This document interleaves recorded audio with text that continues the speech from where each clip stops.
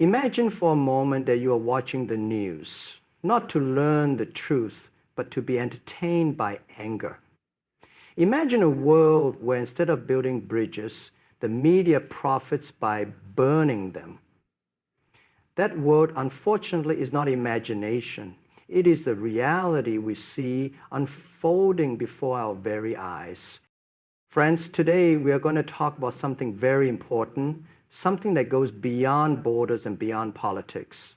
We are going to explore why one of the largest media ecosystems in the world chooses to spread hate, particularly against Pakistan and Muslims, and how this shapes not only India's society, but the future of an entire region. Now, why should you care? Because this is not just an Indian problem or a Pakistani problem or a Muslim problem. This is a global problem. Whenever hate becomes a business model, it does not stay confined within one nation's borders. It spreads. It influences communities, affects democracies, and changes how nations deal with each other. It is like poison in water. You may not see it immediately, but it slowly weakens the whole system. I promise you this. By the end of this talk, you will see clearly how political agendas, profit motives, historical manipulation, and global strategies all come together to create a machinery of hate. And once you understand this machinery, you will also see how we as thinking individuals can challenge it, because the power of truth is always greater than the noise of propaganda. So sit with me, stay open-minded, and let's walk through this together. What you will hear may disturb you, but it will also empower you, because only by knowing the truth can we stand against division and move towards peace. And peace, my friends, is the most powerful weapon any society can hold. Indian media has increasingly transformed into a powerful tool of political propaganda, where the lines between journalism and political strategy are deliberately blurred.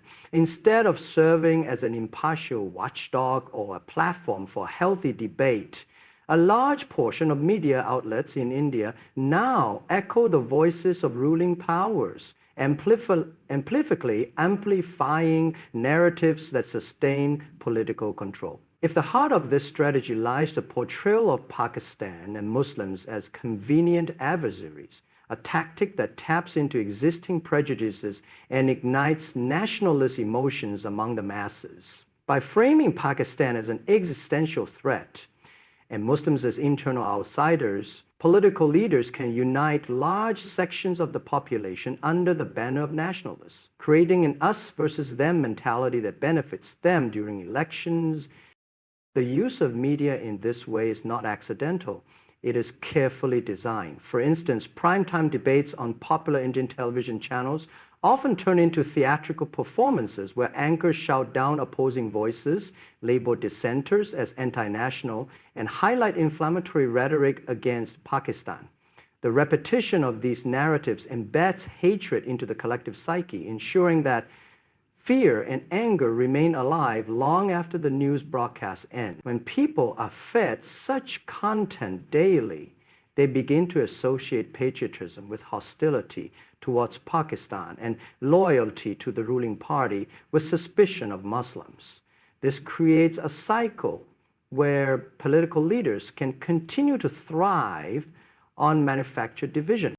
This strategy also reflects the fragility of democratic accountability. Instead of questioning policies or exposing corruption, many media houses choose to promote the government's line because it guarantees them protection, financial gain, and continued influence. By doing so, they compromise their duty as the fourth estate and become instruments of control rather than platforms for truth. Hate propaganda against Pakistan and Muslims thus serves as a shield, protecting those in power from scrutiny while simultaneously energizing their voter base through emotionally charged rhetoric. In the broader sense, this manipulation of media contributes to a dangerous erosion of democratic values. When journalism turns into propaganda, it silences diverse voices, suppresses dialogue, and narrows the public's perspective. Instead of empowering citizens with facts, it programs them with fear. The demonization of Pakistan and Muslims becomes less about reality and more about political survival, ensuring that people remain emotionally invested in defending imagined threats rather than questioning the real challenges their society faces. This deliberate politicization of the media explains why hatred is not only spread but sustained as a central narrative in Indian public discourse. The business model of Indian media has shifted dramatically over the years, and one of the central driving forces behind its current direction is the pursuit of higher TRPs, or television rating points. In simple terms, TRPs determine how many people are watching a particular show, and those ratings directly influence advertising revenue. In such an environment, sensationalism becomes more profitable than truth. The louder the debates, the more outrageous the headlines, and the more divisive the rhetoric, the higher the likelihood of capturing public attention.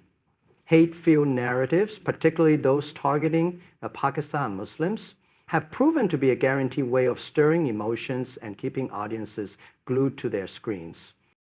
Instead of engaging viewers with thoughtful analysis, many Indian news channels resort to creating a spectacle. Anchors deliberately exaggerate, interrupt panelists, and use emotionally charged language to portray ordinary issues as matters of national survival. This kind of programming thrives on conflict, and Pakistan is an easy target because of the historical rivalry, while Muslims are targeted as a vulnerable minority that can be easily framed as the other. The formula is simple.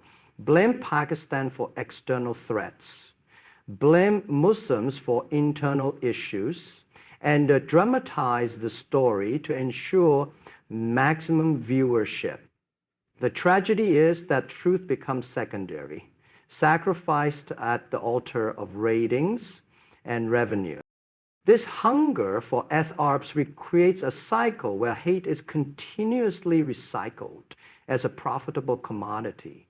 Newsrooms become more like entertainment studios, designing shows not to inform but to provoke. The more outrageous the content, the more it trends on social media, giving a further reach beyond television. Politicians and media corporations both benefit from this arrangement. Politicians receive a constant flow of supportive propaganda, and media companies enjoy booming profits. This mutually beneficial cycle leaves little incentive to prioritize factual reporting or balanced journalism. The dangerous consequence of this sensationalism is the normalization of hate. Viewers bombarded daily with one-sided portrayals begin to internalize these narratives as truth. A story designed to attract attention gradually becomes part of the public's worldview. When lies and exaggerations are repeated often enough, they start to shape perceptions, attitudes, and even policies. This explains why hate against Pakistan and Muslims does not remain confined to television screens. It spills into everyday conversations, social media exchanges, and public behavior. By prioritizing ratings over responsibility, Indian media has turned presence into entertainment and division into profit, creating an environment where hate is not only tolerated, but actively marketed as a product. One of the most powerful ways media influences public opinion is by shaping narratives through historical and cultural stereotyping. And this has become a defining feature of how Indian media portrays both Pakistan and Muslims. Instead of acknowledging complexity or promoting nuanced understanding, the media often draws on centuries-old conflicts selective historical events, and exaggerated cultural differences to frame these groups as perpetual enemies. By doing so, it reinforces deep-seated biases and ensures that every new incident is viewed through the lens of old animosities. This makes hate not only easier to spread, but also harder to question, because it appears to be rooted in tradition and history. Interestingly, the partition of 1947, the wars between India and Pakistan, and recurring political disputes are constantly replayed in television debates and films presented as unfinished battles where loyalty is tested by how strongly one condemns the other side. In such narratives, Pakistan is cast as a permanent antagonist, and Muslims within India are subtly linked to it, portrayed as if their faith and identity automatically make them sympathetic to an external enemy. This creates a psychological division within society, where suspicion and distrust are encouraged rather than dismantled. Instead of being seen as citizens with diverse views and aspirations, Muslims are reduced to a stereotype of disloyalty and threat. The entertainment industry further strengthens this narrative. Bollywood movies, popular dramas, and even patriotic songs often echo the same things. Pakistan as a villain and Muslims as questionable characters unless they prove their loyalty by rejecting their identity or culture. The media builds upon these stereotypes by highlighting isolated incidents and framing them as representative of an entire community. For example, if a crime involves a Muslim individual, the person's fate is disproportionately emphasized, where similar crimes by others are treated as isolated acts. This selective emphasis nurtures the perception that Muslims as a whole are problematic. By continuously invoking these cultural and historical stereotypes, the media ensures that the public remains emotionally invested in animosity. People begin to see current events not as isolated issues, but as part of a never-ending historical struggle. This erases opportunities for reconciliation, as every attempt at peace is questioned through the lens of mistrust. It also provides a moral justification for spreading hate, because when hostility is presented as part of one's cultural and historical duty, it becomes easier to rationalize. This deliberate framing by the media does not just distort reality, it locks entire societies into cycles of prejudice, where the past is weaponized to control the present and dictate the future. One of the most effective tactics used by Indian media is the redirection of public attention away from pressing internal problems toward external or imagined enemies.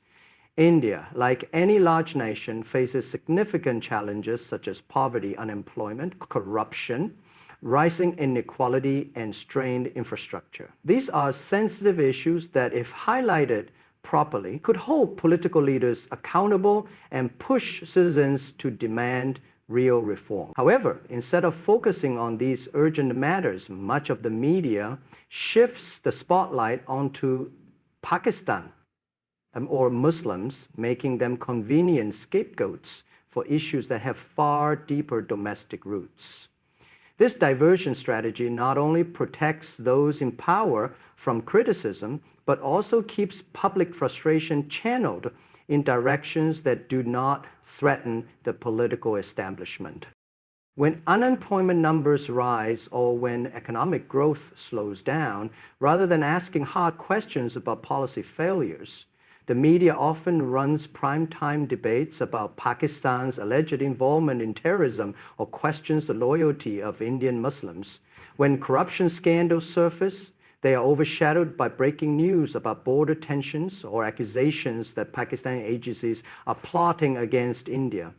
This deliberate deflection ensures that instead of uniting against corruption, unemployment, or poor governance, the public unites in anger against external adversaries. By doing so, The media transforms national frustration into a political advantage for those in power.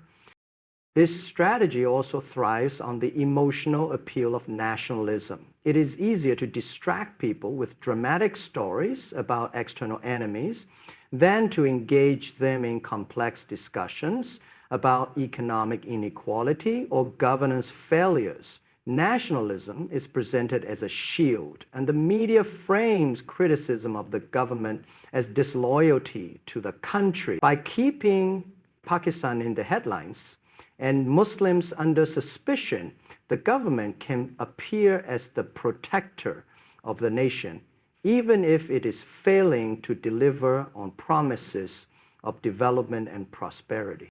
Over time, this repeated diversion erodes the ability of citizens to demand accountability. Viewers who are constantly fed stories about threats from Pakistan or conspiracies involving Muslims begin to lose sight of their immediate struggles, such as rising prices or lack of jobs. They are conditioned to view these struggles not as failures of leadership, but as sacrifices required for the greater cause of national security. In this way, the media's diversionary tactics protect political leads while weakening democratic engagement. Instead of empowering citizens with knowledge and facts about their own society, it misleads them into fighting imagined battles, ensuring that the real problems remain unsolved while hate-driven narratives dominate public consciousness. The continuous spread of hatred propaganda by Indian media has consequences that extend far beyond television debates and newspaper headlines. It deeply impacts both social harmony within the country and the way India is perceived around the world. Inside the nation, constant vilification of Muslims and the portrayal of Pakistan as a sworn enemy create an environment of suspicion and hostility. Ordinary citizens who might otherwise coexist peacefully are influenced by the divisive language they hear daily. Suspicion turns into discrimination, and discrimination gradually grows into violence. This damages the very foundation of India's diversity, which historically has been celebrated as a hallmark of its identity. When one community is consistently painted as dangerous or untrustworthy, it weakens social unity and makes it harder for people to trust or work together across cultural and religious lines. This internal division does not remain limited to personal relationships. It seeps into institutions as well. Educational settings, workplaces, and even political representation begin to reflect these biases. A Muslim student may be viewed with suspicion. A Muslim professional may face subtle exclusion. And a Muslim politician may be accused of divided loyalty. The media's repetitive narratives of the other gradually normalize exclusionary behavior, making it socially acceptable to sideline an entire community. This fragmentation of society weakens national cohesion because a divided nation cannot stand strong in the face of challenges. Beyond the borders, the impact of this propaganda is equally damaging. India has long sought to project itself as the world's largest democracy and as a land of tolerance and pluralism. However, when international observers see major media outlets openly spreading hate, sensationalizing communal tensions, and demonizing entire communities, India's global image suffers. Human rights organizations, foreign governments, and global audiences begin to question the credibility of India's democratic values. The same country that aspires to be a global leader is seen as one where its own media promotes intolerance. This disconnect between image and reality can weaken diplomatic ties, reduce international trust, and even affect trade, investment, and collaborations.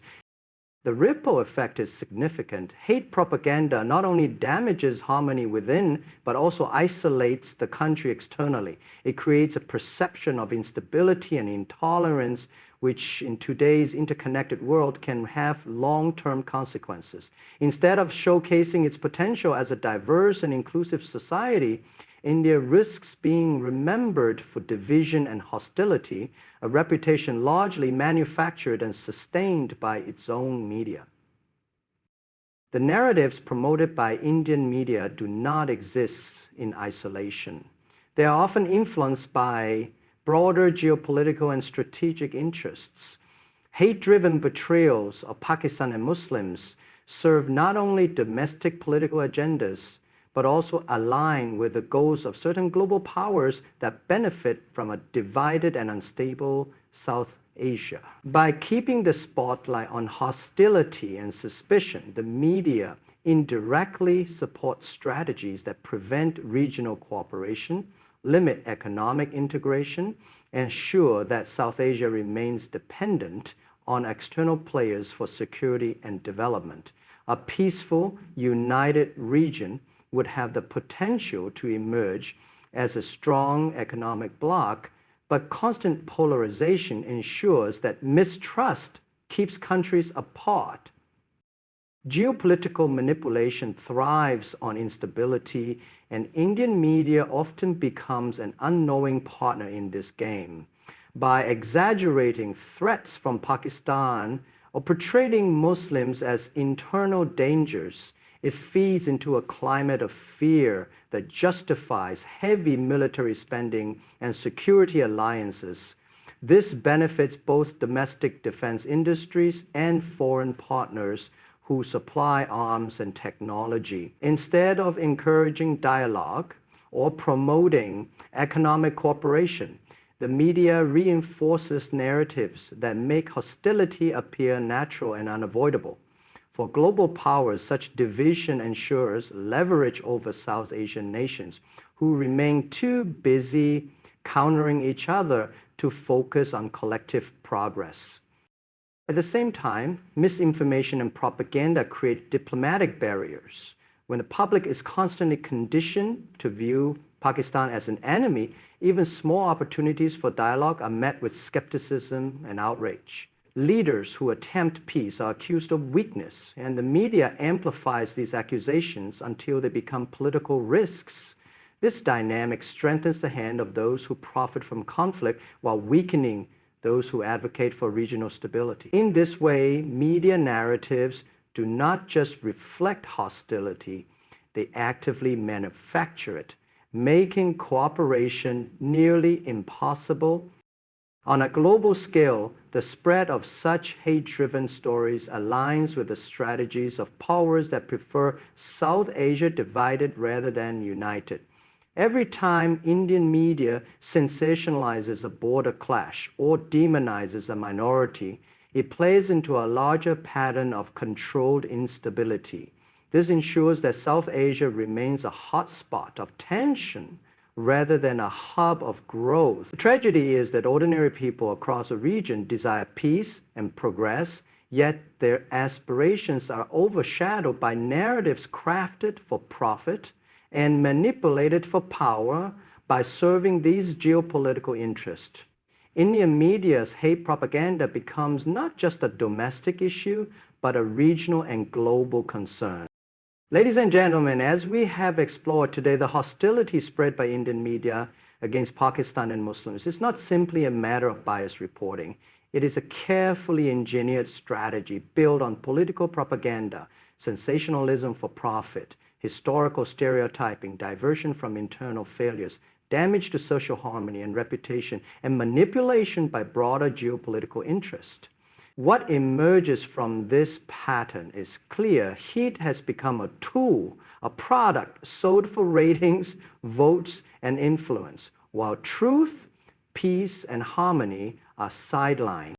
But there is also a lesson for all of us here. When media abandons responsibility and turns into an instrument of division, societies lose trust, democracies weaken, and nations risk isolating themselves from the world.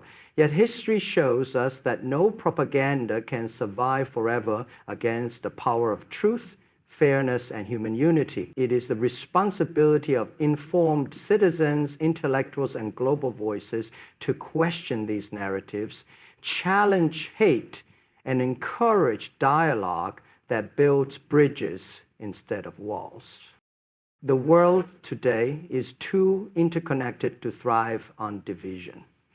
South Asia, with its enormous potential, deserves narratives of hope, cooperation, and shared progress rather than stories of hostility.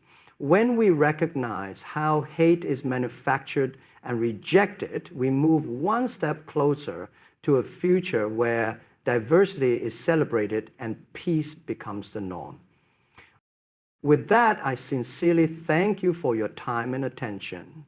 May we all continue to stand for truth over propaganda, unity over division, and peace over hate. I wish you the very best in your journeys ahead, and good luck as you carry these lessons into your own lives and communities. Thank you.